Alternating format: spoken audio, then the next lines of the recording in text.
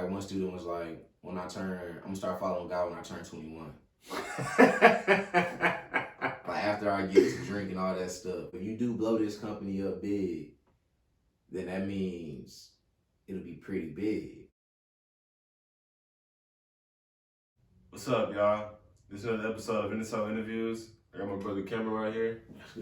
What's up, bro? He's a missionary. Let's get right into it. What you been up to these days? Yeah, I just been working on moving back to PV. I just graduated in December, so working on moving back there. Appreciate you. So I can do ministry work full time. Okay. Yeah. What was your degree in? In sociology. Okay. Yeah, I got a bachelor's in sociology. Bachelor's in sociology. Okay. So where you from? Yeah, I'm from Houston, Texas, South Side, South Park, to be exact. Mm-hmm. Yeah, I used to live on the Southwest off of West Airport, but me and my mom moved with my grandparents to South Park when I was like 5 years old. Okay. So yeah, that's where I've been at. That's where I'm from. Okay. Missionary work though. What got you into that?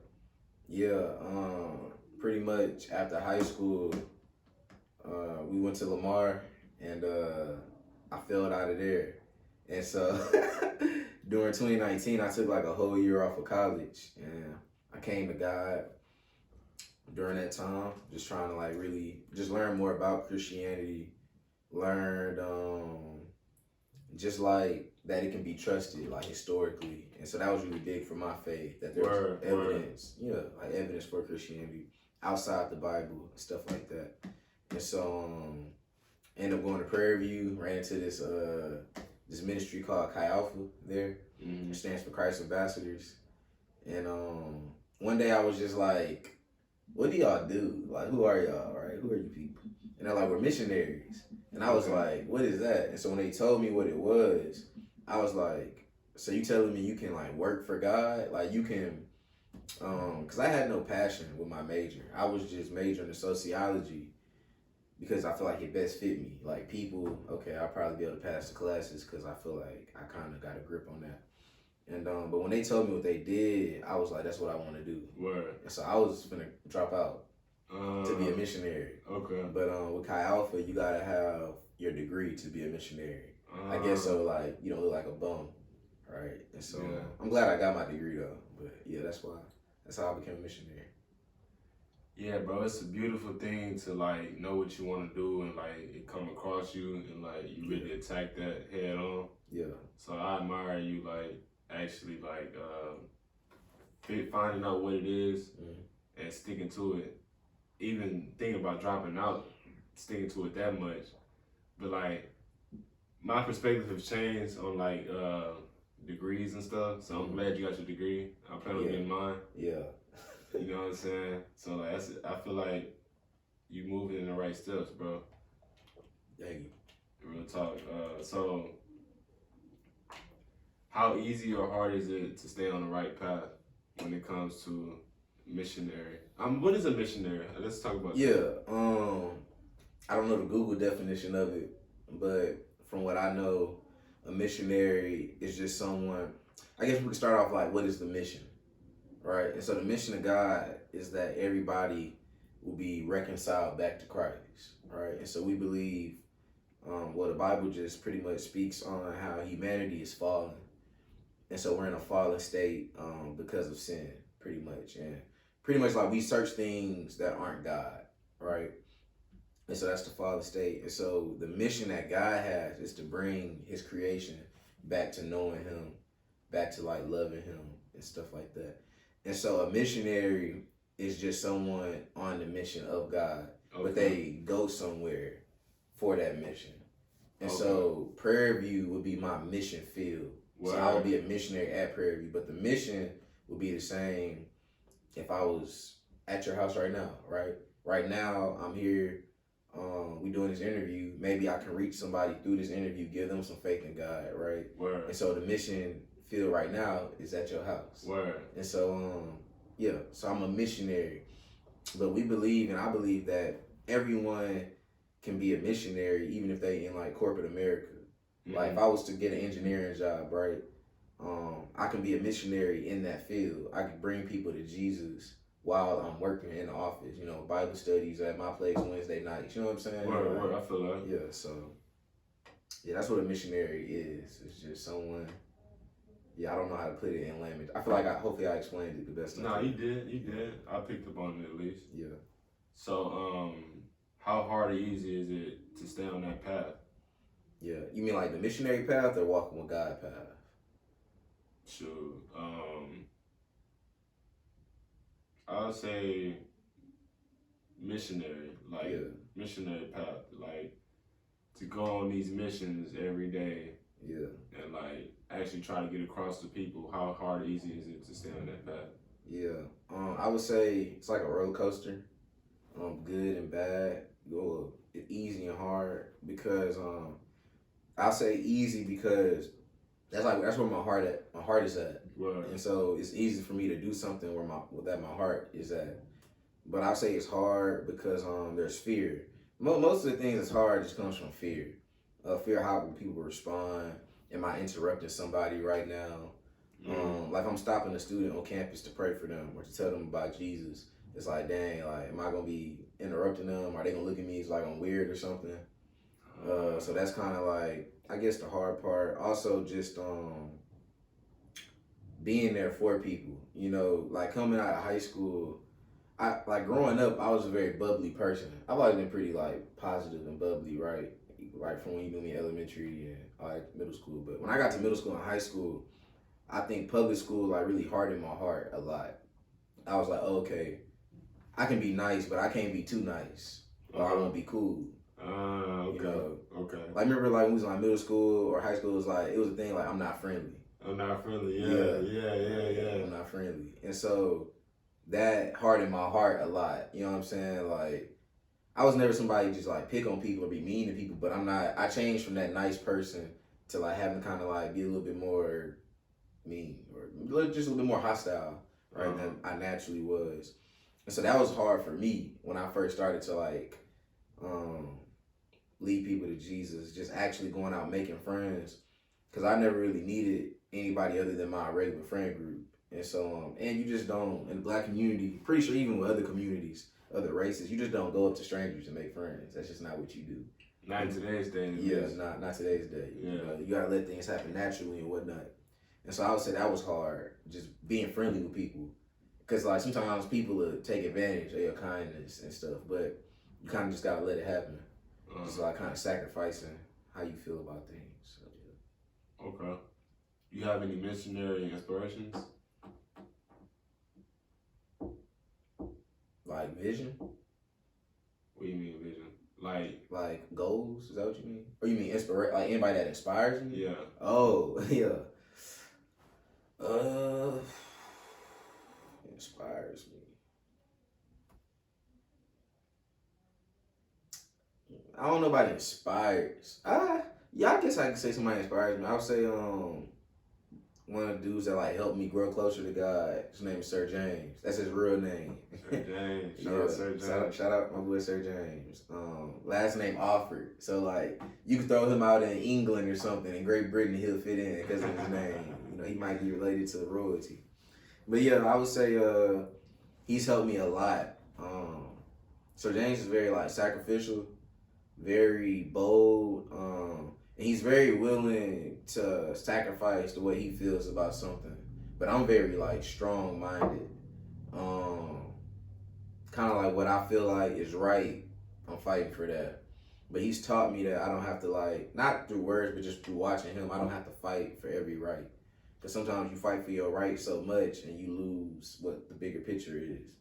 Right? Okay. Yeah, so like, prime example, if I'm going out with small group is just like the group of guys that I'm leading at the time. We're going out somewhere, I want to watch a movie, they want to watch a different movie. I'm fighting for my right. Let's say I'm paying for the movie, right? And so like, because I'm paying for it, I have rights to choose what we're gonna watch. Like that's a right, because I'm paying for it. Y'all not paying for it. Right. And this didn't happen. This is just an example. But let's say like I'm giving up my right. So it's like even though I'm paying for it and I don't want to watch the movie y'all suggesting, we can still watch it. because I could fight for my rights so much to where y'all never want to come watch another movie with me, and that will ruin the discipleship process. That'll ruin me having a chance to help y'all know God. You know what I'm saying? Mm-hmm. And so like fight for your right too much to where you lose the war or you lose the bigger picture. So yeah. So he's helped me just through things like that. Helped me be more kind. Yeah. So yeah, he definitely has inspired me. Yeah, Sir James is a good person. I met him personally. I always talk positive to Cameron about him, and like, he's a good person, man. What would you say to someone that wants to be devoted but doesn't know how to start devoted to Christianity? Yeah, I would say start how I started, because I don't know no other way but how I started. Everybody has their own encounters with God. I'll just share my encounter. I was depressed. This is 2019. I had a friend that got killed. I failed out of college, and I was also looking into like different religion, spirituality. I was looking into like African spirituality. That was pretty much the main one I was looking into, like Kemet, stuff like that.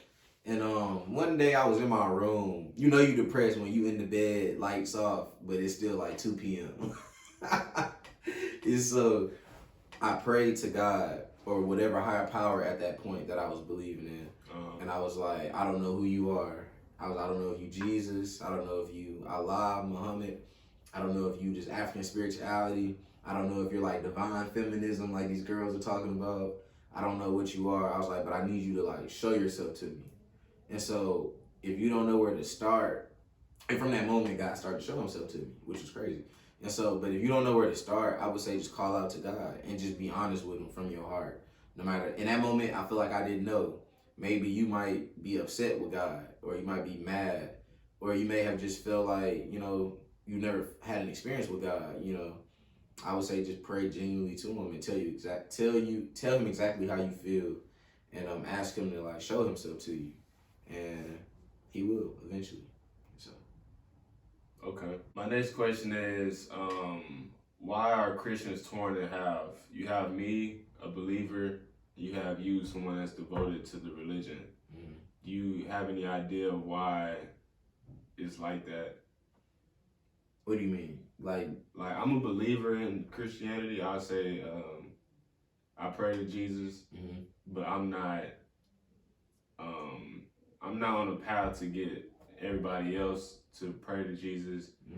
I may not be as disciplined as you are. I'm just a believer. I'm not devoted. Like, you know what I'm saying? Yeah. I might miss out on reading the Bible. But you have you, which is devoted, but we both supposed to be Christians. Yeah. Do you know why it's split like that? Yeah. I don't. I know, idea? But I think I have an idea. I would say it's not more so about what I do versus what you do. I think it starts in our heart. And I would say having a heart for God and having a mind for God are two different things. Okay. And so a mind for God is what you know in your head, or what you believe in. So, okay, I believe Jesus died. I believe he rose because Christianity says so. And I believe I'm Christian. I believe in Christianity, so I'm going to follow this path. More on my side. Yeah. Right. So it's like kind of like you know all this stuff in your mind. Right? But you got to have a heart change with God. And then through your heart, that's when not only do you know it, but it's like you feel it, and through your heart, your actions will show. And so if you ever want to know what's in somebody's heart, you just look at their actions. And so okay. Well, I'll say like it's in my heart a little bit, but like you're on a different path than me. Cause like I was on the phone with my partner the other day, and he was like, "Are you trying to start refraining from cursing?" I'm like, "Yeah, bro. I just don't feel like it's right with the Lord. You know what I'm saying? I don't feel like it's right. I don't feel comfortable with that. So that's one thing. Another thing is trying to abstain from watching certain things. So it's a little bit in my heart. I'll say I'm a little bit on that spectrum also, but like I'm still not 100% a missionary. I'm not trying to go out and get people to believe. Like I said, I might miss out on reading the Bible. I go to church every now and then, which is its own thing. I feel like people say like the temple is you're a walking temple or whatever, which is this thing itself. But like I'm just not 100% devoted. Right. Like someone I'm talking to. Yeah. So do you know have any idea? Yeah, like, 2 things come to mind. Man, lost track of the first one. No, you said I kind of double asked the question. You answered like your idea was like the mind and the heart. But something else just came to my mind. You said, yeah, I was gonna say there was definitely a point in time where I had no care. I ain't saying I had no care, but I wasn't doing what I was doing either. But I was still seeking God, and so that could be the stage you're at, where it's like, cause it's steps, right? When I turned to God and I started to repent of my sins and turn away from them, I was trying to stop smoking while I was still having sex, because I didn't know God cared about sex, but I knew that at that moment He wanted me to stop smoking. Yeah. But then He told me, I also want you to stop having sex. And then He told me, I also want you to start watching your language. And then He told me, I also want you to stop watching. And then He told me, oh yeah, Kodak, you might not be able to slide with that no more. You know what I'm saying? So I would say, and then further on, He was like, I want you to lead people to me, right? And so there's steps. Stages, yeah. Stages. For me, at least it was. And so that could be you, like, just because you're not where you want to be or where you should be, it doesn't mean that you're not on the way to where you should be. Okay. And so a person who just started following Jesus and they still curse, they still smoke, they still do everything, but they have a heart to want to do whatever God says to do, is no less saved than someone who's been a missionary for 5 years. They're both still saved in the eyes of God. They're both still Christian in the eyes of God. The only difference is really time. Because if you're walking with God, like if I'm devoted to the gym, right? With time, I will be the same as someone who's been devoted to the gym for 5 years. The only difference between me and this person is the time, right? Same thing with God. But if I'm not devoted to the gym and I just think I'm devoted to the gym, then I'm not going to get there, because I'm not going to do the things that would naturally happen for someone that's actually devoted to the gym. Word. The same way with God.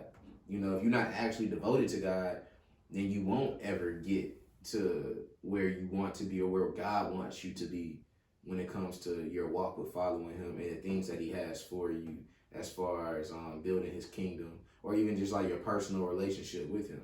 You will stay a slave to sin because you won't take the necessary natural steps because you're not devoted fully to God. Yeah. And so that's what I want to say on the first part. The second part, I think of just holding on. When I think of a Christian, the word Christian, it comes from Christ, right? I mean, like, I'm a Houstonian because that's where I am, right? And I'm a Christian because I'm in Christ. That means my life is determined by Christ. It's not determined by me anymore. And so I would say the difference between a devoted Christian versus a non-devoted Christian will probably be that person hasn't fully surrendered their life over to Christ. Yeah. Okay. So that puts me back on my side, because I'm gonna be honest, like I told myself and I told you that I want to be devoted after I blow this company up, or like, but I'm still a believer. I'm still praying. I'm still keep it in my heart as much as possible. Yeah. But I'm not all the way devoted right now because I want to accomplish worldly things, bro. I'll be real with you. You know what I'm saying? Yeah. Worldly things that might not matter ever. Yeah. You know what I'm saying? Yeah. But like, so yeah, that puts me back on my side. I didn't surrender yet. You know what I'm saying? But like,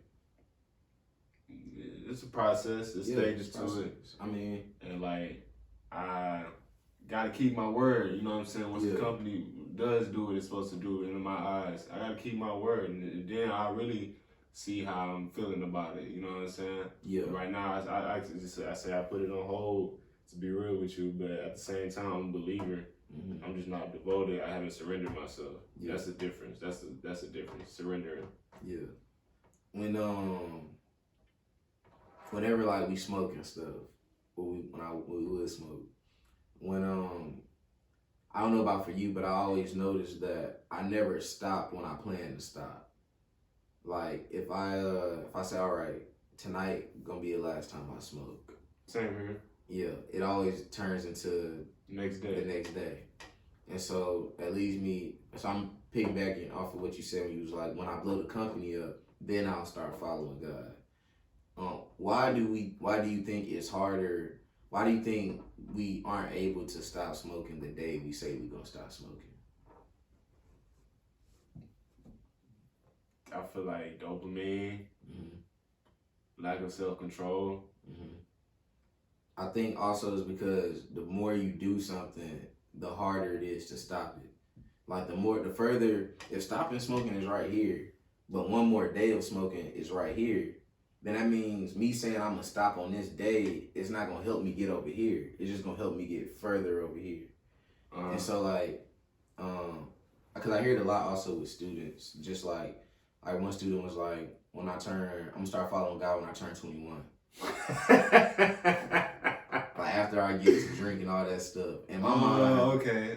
yeah. In my mind, I'm like, that makes sense. But also, if you look at reality of it, you think it's gonna be easier for you to follow God after you've been exposed to all the things that make you not want to follow God? Yeah, and that's why it goes back to me saying it's gonna be, I gotta follow my words and I'll see how I'm really coming about my religion. You know what I'm saying?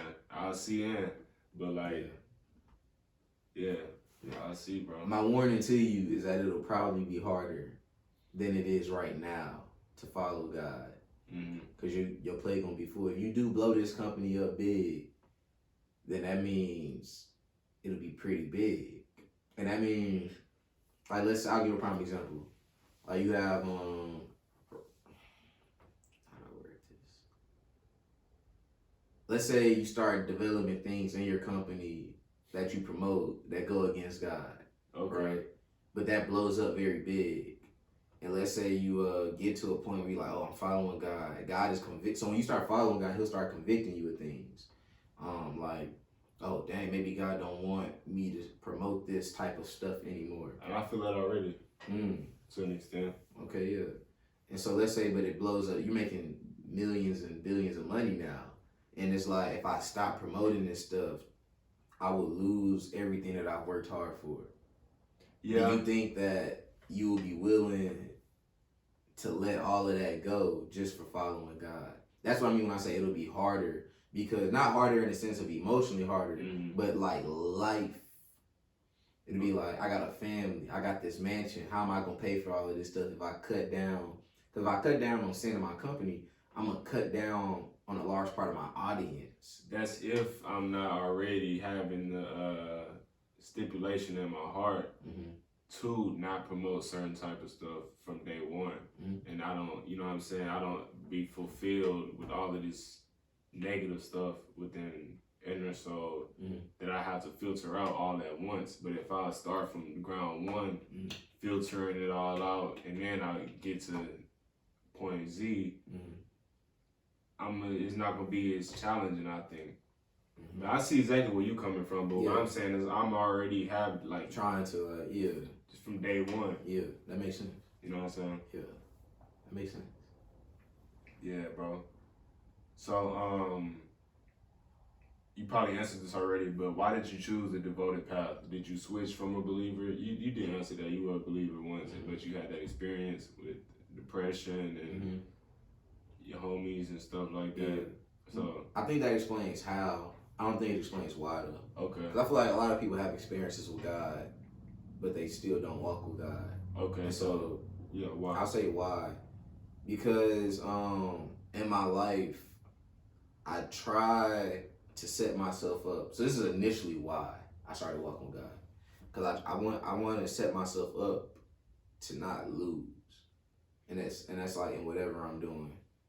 And when I think of losing, I'm someone that like looks at things in the long term. And so when I'm looking at life, I used to always, even in high school, I'm like, okay, I get a nice, I want to be a pharmacist. I'm like, all right, if I become a pharmacist, I make $120,000 a year. I get a wife, I get a nice house. But then what? And that stuff would kind of like bore me. It'll make me get it. It'll make me bored of success. It doesn't take the fact of success being. It doesn't take away that if I become successful, that I will experience pleasure. Yeah, I will experience pleasure. But it's like what happens after that pleasure. And so that's always been in my heart. And so I'll say I started following God because I realized that I don't want to be out here. Because even though I didn't know what religion was right, I knew there was a God. I knew there was something more. I wasn't atheist. And so I was like, I don't want to die and fail. And the things that I'm doing now, I don't want to be a loser. I don't want to lose. Yeah. And so I was like, if God is showing himself to me, I'm going to follow God because that leads to success. And like I'm thinking long term, I'm like, I may not live exactly how I want to right now, but it won't matter in eternity. Like I won't be in eternity like, man, I wish I would have made an extra $50,000 that year. Man, I wish I would have bought this car. Yeah, nobody gonna care about that because the car not gonna exist. Yeah. And so it'll be other things that exist in eternity. And I was like, but I would hate to be in eternity like, man, I wish I would have just followed God. That's deep. Instead of being that's right deep. here. That's deep right there. Yeah. And so I would say that's why. But lately, so when I first started following God, it was I was following God off of performance, a performance spirit, performance based attitude. Like, all right, God, I'm doing this, I'm gonna do this, I'm gonna do this, I'm gonna turn away from this, turn away from that, turn away from that. And that's okay, because it showed my zeal and my fire for God, but it also left me with some very unhealthy traits with following God. Me thinking that if I slip up and watch this morning, that's gonna make him love me any less than if I didn't, right? Or any more if I didn't. Basically basing like God, his love depends on, and his forgiveness depends on what I'm doing. And so that's something just recently that I've been trying to like get out of, is thinking that what I do determines his love for me. And that's not true. Now that doesn't mean that I go and abuse his grace and just sin, right? But I can walk calmly and peacefully knowing that like God loves me because he loves me. Because he created me, not because I follow him. And that helps me to follow him even more. Mm-hmm. So, yeah. That's why I started following God initially, though, because why would I want to fail? Why would you want to fail? Yeah. You put it so clearly. It was like earlier, it was like with like a test. Mm-hmm. Maybe I shouldn't speak on it because I can't remember it all the way, but you were like,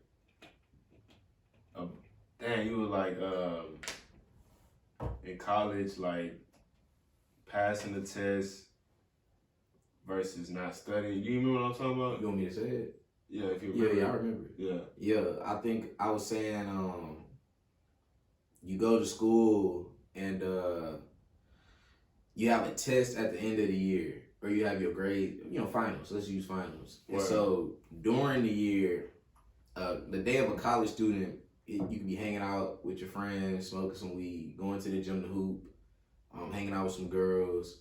It's a lot of stuff during the week, going to a party, you know what I'm saying, that you could be doing. That would distract you from studying for the test at the end of the year. Mm-hmm. And the pleasure is in the parties and the sex, the girls, the weed, hanging out with people, hooping.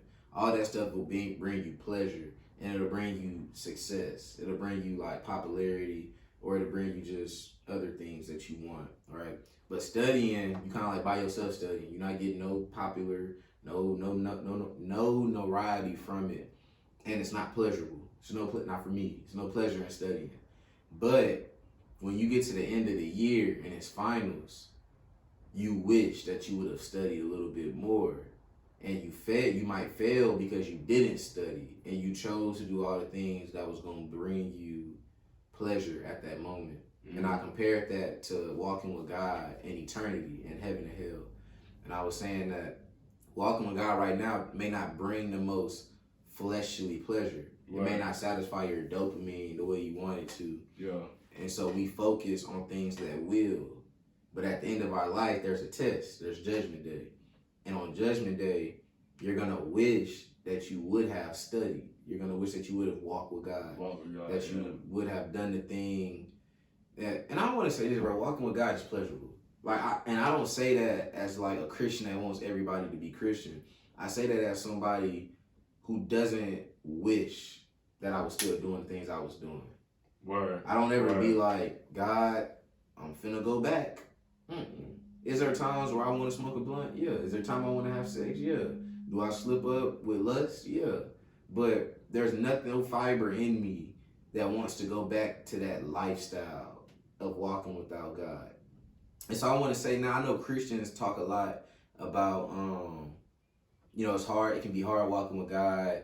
The world has a lot of fleshly things to offer. But I definitely want to make it clear that walking with God, you can have fun. Only thing's different is that you're not just promoting and endorsing yourself in sin. Word. And so, and when you think about sin, only sins that we really do is sex, getting drunk, getting high, maybe the music you listen to, but that stuff is not life. Like, you're bigger than a drug. You're bigger than alcohol. You're bigger than a vagina and a penis. You know what I'm saying? Like, cause that stuff only, you get high, bro. That stuff only lasts. If you've been smoking every day, your high only gonna last like 30 minutes. You gotta keep going. Yeah, you gotta keep doing it. If you having sex, I don't know how, depending on how long you last. But basically, after you get the nut, you're done. Like that, So it's like all these things are just temporary fixes, temporary vices. I got the word vice from you, by the way. And so, but God, man, I walk every day in peace. No matter what's going on in my life, I walk in peace knowing I'm good. And so, he'll fulfill your heart for real. And so I just wanted to make that clear. I know we talk a lot, like Christians, myself, we talk a lot about kind of like, it's hard, the world this, the world that. At the end of the day, when you start walking with God, you're happy, bro. Like the peace and the happiness that you see Christians with, it's not fake. It's real. It's not like I'm happy because I hope and have faith that there's a heaven. It's like I feel it. I feel that God is real. I know that God is real. And I'm good with that. And so, and if God is on your side, who can be against you? Word. What can be against you? What can be against you, man? So, how do you live off of the ministry profession? Mm-hmm. You talking about like financially? Financially. That's what we talking about, right? Yeah. How are you able to support yourself? Yeah. And so, what I'm going into, we have to raise our own support. And so we raise a monthly support. I mean, you could raise a yearly support or more. It's more common to raise monthly support. And so just going to like friends, family, churches, really just people that matter to you in your life or people that you come across. You like, hey, let me hit this person up. And so, it's pretty much how most missionaries, I think if you even Google search, like how do missionaries get paid, it's pretty much through fundraising. And so, I know there are some missionaries and organizations and ministries where there's a salary, but I mean, again, that salary probably comes from the tithe that people give when they go to church. Okay. And so, I mean, there's challenges in that though, just from like how we're raised to not ask for money. For me personally, I consider myself pretty trustworthy, but y'all know when it gets to money, things can get pretty touchy and tricky. And I know the church has a reputation of like misusing, just not being responsible and being very deceptive when it comes to money. Word. And so I have my own personal just insecurities when I'm asking people to support me, just because I don't want them to think that I'm just another, oh, here he comes, yeah. And so, but man, what was I gonna say? Yeah, this is what I was gonna say. I just graduated. So I feel like it's always good when I let people know I just graduated. Word. That's another good thing to graduating. Yeah, it's cause like if I wanted some money, I would have got a job. It's a lot harder raising support than it would be for me to fill out a job application and go make more money than I would be making with this salary that I have as a missionary. And so That's always good. It's like, I promise I'm not scamming you out your money. If anything, I'm taking a sacrifice by working for God, because I could just go into corporate America and make about $65,000-$70,000. And I'm finna be making like 40, 30 something, $36,000. 2,900 minus times 12, whatever that is. Okay. Yeah, so. But yeah, that's how I'll be able to maintain a lifestyle out there at PV. So. Oh yeah, so PV, you did say you want to relocate back to PV. Mm-hmm. How long do you see yourself staying in Prairie View? Bro, it really just depends. Depends on. I really don't know. Maybe it could be 3 to 5 years. It could be 20 years. And so I guess if 3 to 5 years is if I'm at PV, and let's say the Lord puts it on my heart to go somewhere else, and I go there. Or let's say the Lord puts it on my heart to stay at PV. I don't know. I can't see that far. Okay. Yeah. Following the Lord. Mm-hmm. And what He has in store for you. Yeah. Do you enjoy the missionary work? Yeah, bro. Man, I was gonna get my master's, and what's funny is because my mom has been very supportive, but my dad's been supportive too, but he's been very like, just looking out for his son. Like, he don't want me to do this. He want me to get my master's, get some, be stable. Man, be stable, man. Take care of your family. You know what I'm saying? And so he didn't want me to do it, but he started to accept it, right? Uh-huh. And then I'm like, yeah, I'm gonna get my master's. And he's like, oh, like he's excited, he's telling everybody. You know what I'm saying? I'm telling everybody. And so I went to this service about a year ago, and the pastor there, the dude speaking, it was a guest speaker, his name's Sean Smith. Sean Smith is really cool, by the way. He wasn't talking anything about school, nothing like that. But I was just so happy there. And I just felt God tell me, don't you feel this? Like, this is where you belong. And the feeling he gave me was like, I'm deviating from the plan. Because I wanted to get my master's because I was scared that if anything went wrong with me with the ministry work, I'd have something to fall back on. But God told me that my plan was based off of fear, and 2, a degree or piece of paper can't give me any more money than he would be able to give me. So like a degree could probably give me like 10, 15, 20,000 more than I would with a bachelor's. Mm-hmm. And the feeling I just had was like 20,000 is nothing to God. He can give me that. He can plug me in with the right connection just from me doing ministry work. You know what I'm saying? And which is crazy because the more people I meet, I'm realizing people are getting job opportunities based off of their connections with people, not based off of what level of degree they have. And so, but yeah, what was the question? Do you enjoy it? Yeah, I enjoy it. You enjoy it? Yeah, I mean, yeah, I love it, bro. It fits me perfectly, and yeah, seems like it, man. I'm happy for you, bro. Appreciate you. I thought you was giving me some. Yeah, I mean, yeah, bro. Tell the people where they can support you at. Yeah, if you go to www.reachingpv.org, like I'm doing a commercial, www.reaching, like reaching. I'm putting it in the You gonna put it in the description? That pv.org. You'll go to Give Now. Then when you click on that, it'll have like the missionaries. It's like 6 of us total. It'll have like Sir James and his wife, Asia and Joelle, and Sydney, and then it'll have me on there. And you just click support Cameron, and it'll take you to an official website to where you will be able to support me if you want to support me monthly, or if you want to just do a one-time gift. And so, yeah. I'll put all the directions in the description for that. Mm-hmm. And yeah, bro, it was a pleasure to have you on. Anything else you want to talk about? You got any questions for me or something? You ask away. Bro. Before I do want to say also, if you want to like email me, if you have like any more questions, or I didn't really expect for him to put my support on here, and so I appreciate you for that.